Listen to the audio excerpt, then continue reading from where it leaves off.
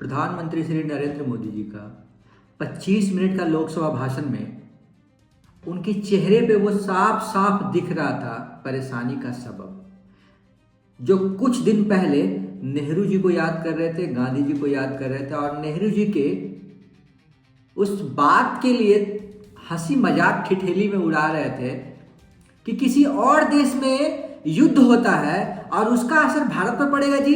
ये कैसे होगा जी, ये कैसे होगा, हमें तो आज तक समझ में नहीं आया जी।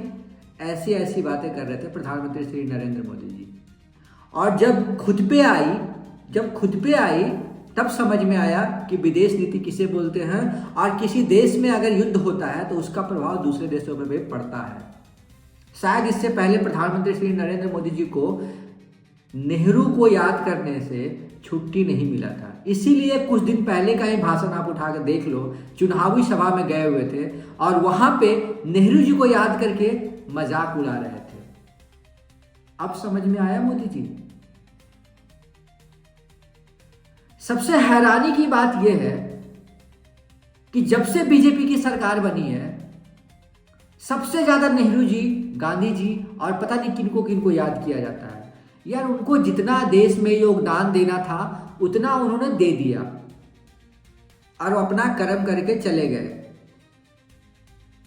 अब आपको उस कुर्सी पे बिठाया गया है, क्या सिर्फ उनको याद करने के लिए बिठाया गया है या काम करने के लिए बिठाया गया है? प्रधानमंत्री श्री नरेंद्र मोदी जी ने कहा कि हम एकजुट होकर काम करेंगे।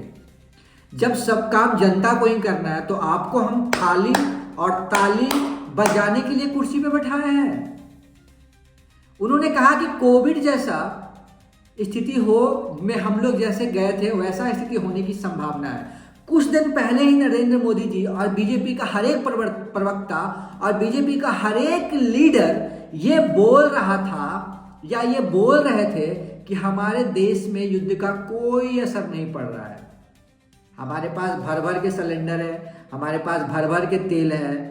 कितना चाहिए जी आपको, कितना चाहिए बोलिए, कितना चाहिए, हम आपको देते हैं। ऐसी ऐसी बातें हो रही थी।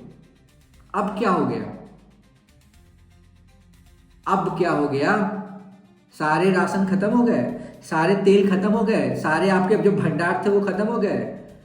बड़बोली और मूर्खता में ना फर्क होता है। एक होता है ना कि मैं उसे मार दूंगा और एक होता है कि उसको जाके मार ही देना, इसमें फर्क होता है। तो आप ना सिर्फ बकर बकर बकर बकर बकर बकर और आपके नेताएं इतने बेशरम हो गए हैं कि वो बोलने से पहले एक बार भी नहीं सोचते हैं। वो कहते हैं कि लोग ऐसी